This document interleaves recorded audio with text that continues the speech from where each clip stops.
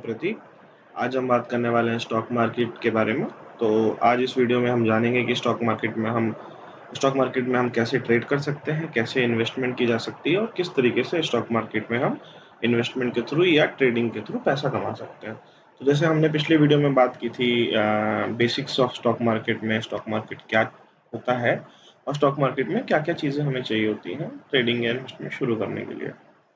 ठीक है, तो जस्ट एक क्विक रिकैप। पिछले वीडियो में मैंने इसके बारे में थोड़ा-सा आपको ब्रीफ किया था। तो जैसे ट्रेडिंग और डीमैट अकाउंट के लिए कुछ लोग लाइक जो बिल्कुल फ्रेशर हैं, जो कॉलेज गोइंग स्टूडेंट हैं, जिन्होंने अभी तक अपनी स्टॉक मार्केट की जर्नी को स्टार्ट नहीं करा है, उनको मैं एक एडवाइस दे सकता हूँ। अगर आपके पास कोई डीमैट अकाउंट या ट्रेडिंग अकाउंट नहीं है, तो आप किसी प्रोमिनेंट डिस्काउंट ब्रोकर के पास अपना डीमैट या ट्रेडिंग अकाउंट खुलवाएँ, रेदर देन अपने बैंक के साथ डीमैट और ट्रेडिंग अकाउंट खुलवाने का, बिकॉज़ इसके ब्रोकरेज चार्जेस में बहुत डिफरेंस आ जाता है। लाइक मैंने खुद मेरे कुछ फ्रेंड्स थे जिन्होंने ट्रेडिंग लाइक इन्वेस्टमेंट करते हुए और ट्रेडिंग करते हुए बैंक ब्रोकरेज जैसे जो एक्सिस सिक्योरिटीज या एचडीएफसी या आईसीआईसी सिक्योरिटीज, ये लोग भी डीमैट की सुविधा प्रोवाइड करते हैं।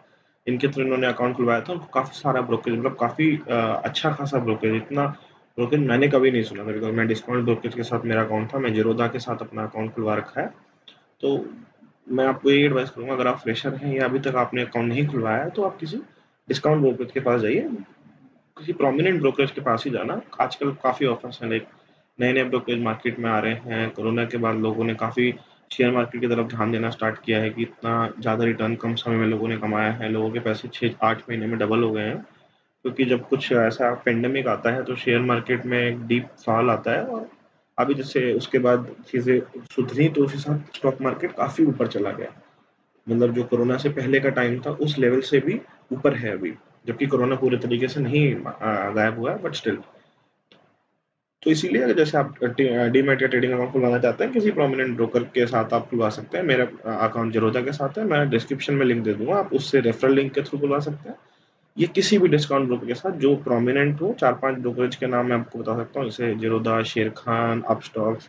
ये काफ़ी लाइक प्रोमिनेंट हैं, ये काफ़ी टाइम से हैं मार्केट में। लाइक एंजल ब्रोकिंग तो बहुत ही सबसे पुराना शायद डिस्काउंट ब्रोकर है।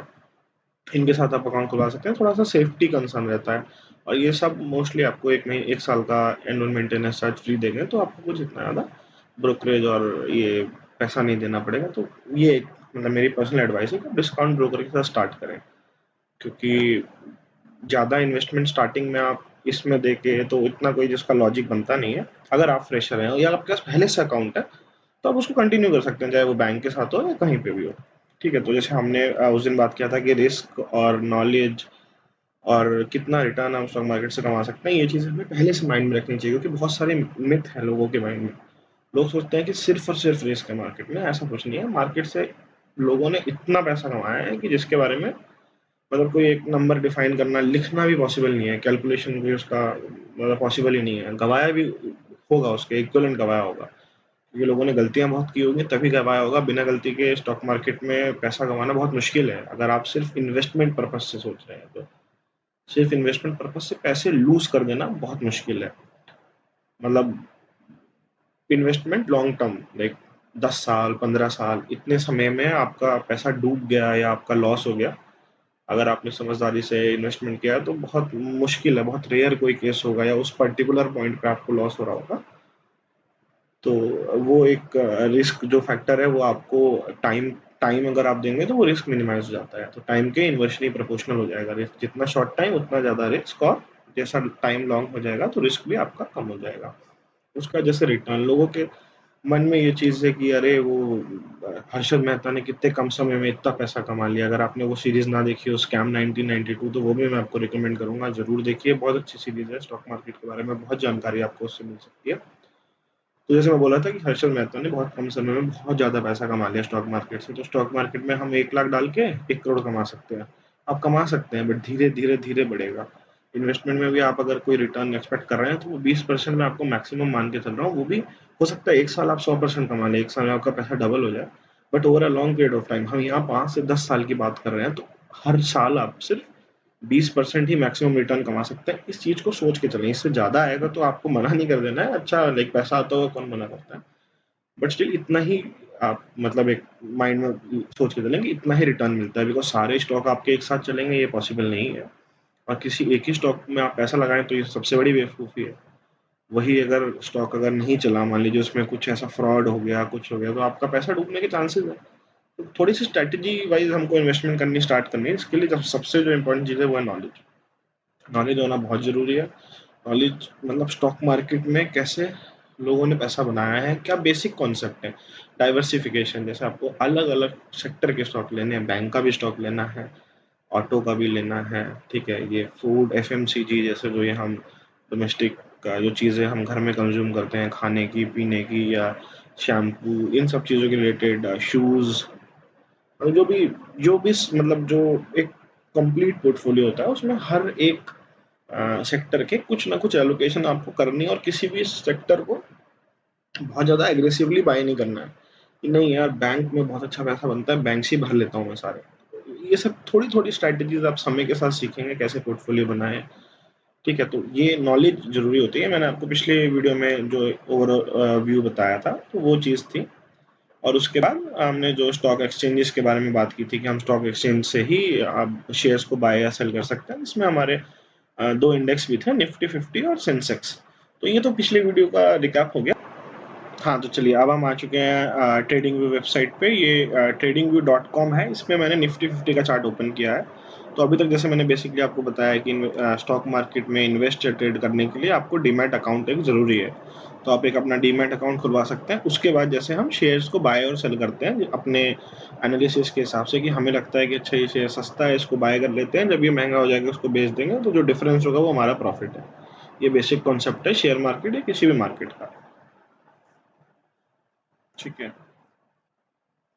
तो जैसे अभी मैंने ये निफ्टी 50 इंडेक्स का जो चार्ट है वो ओपन कर रखा है। इसमें अगर मैं बताऊं आपको, जो स्टार्टिंग हुई थी इसकी 1991 से और आज 2021 के साथ हम जो 1991 में इसका प्राइस था अराउंड 400 था। ओके, 300 400 जो भी लिस्टिंग इसका स्टार्ट हुआ था, और आज हम 15,000 के लगभग है। तो अगर मैं कंपेयर करूँ, जैसे पिछले मैंने आपको वीडियो में एक वीडियो बनाई थी, how to become a millionaire, 30 years में अगर आप 8,500 पर मंथ इन्वेस्ट कर रहे हैं तो आपका जो इन्वेस्टमेंट आती है अराउंड 24-25 लाख रुपए आप इन्वेस्ट करते हैं और वो 1 करोड़ बन जाता है पीपीएफ में। 7.1% इंटरेस्ट है, जो मैंने एक कैलकुलेट करके बताया था। वही सेम पैसा अगर आपने 30 साल स्टॉक मार्केट में इन्वेस्ट किया होता तो आपका जो रिटर्न है,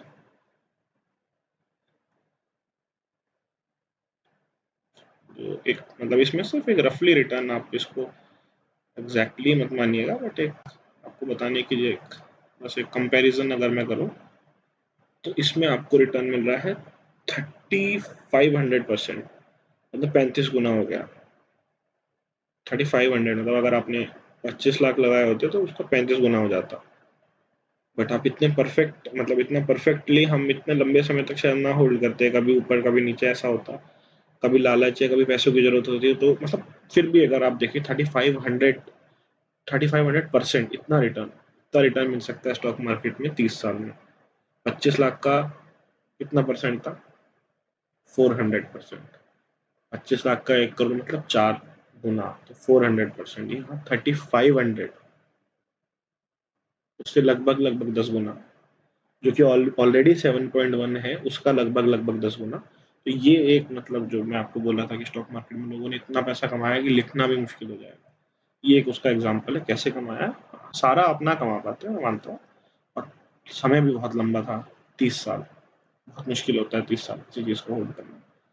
तो वो एक मतलब एक जस्ट ओवरव्यू, एक एग्जांपल के लिए आपको, अगर आप इस वे ऑफ इन्वेस्टमेंट से जैसे अपना फाइनेंशियल प्लानिंग कर रहे हैं, आपने अगर हर मंथ जो आपकी सैलरी का 20% है उसको डाइवर्सिफाई करके स्टॉक में भी इन्वेस्ट किया होता, 8,500 रुपये आपने वहां लगाए, और आपने सोचा कि हाँ 30 साल बाद मेरे पास 1 करोड़ का कॉर्पस होगा, वो हो गया पीपीएफ। अगर आपने वही उसी तरीके से इसमें भी 10,000 रुपये लगाए होते 1991 में, कुछ लोग बोलेंगे 1991 में 10,000 बहुत थे, आज भी लगाओ, अभी क्या 15,000 पे मार्केट खत्म हो जाएगा? अभी जो ये 15,000 मार्केट है, ये अभी जो राकेश झुंझुनवाला का नाम आपने सुना होगा, उन्होंने कहा है कि निफ्टी 1 लाख जाएगा। कब जाएगा? 2025 में। तो मतलब एक फैक्चुअल बात ही नहीं है, इतना तो खैर नहीं जा सकता। इतना जाएगा तो शायद इंडिया फिर मतलब बहुत ही डेवलपमेंट कर देगा, तब हो पाएगा, बट वो पॉसिबल नहीं है। बट स्टिल अगर कुछ एक रीजनेबल टारगेट्स बोले तो 17,000 का टारगेट है अभी जो लोग बोलते हैं, कुछ लोग बोलते हैं 25,000 जाएगा। तो अगर 25,000 भी चला जाता है आने वाले 10 साल में या 30 साल में, तो भी आपको मतलब बहुत अच्छा रिटर्न मिल सकता है। ठीक है, तो इसलिए स्टॉक मार्केट में जो लोग कहते हैं कि सिर्फ लॉस होता है, उनको ये थोड़ा सा एनालाइज करने की जरूरत है। नंबर्स है, फैक्ट्स हैं ये। ये चार्ट मैंने नहीं बनाया है, ये पब्लिक डोमेन में अवेलेबल है, आप चेक कर सकते हैं।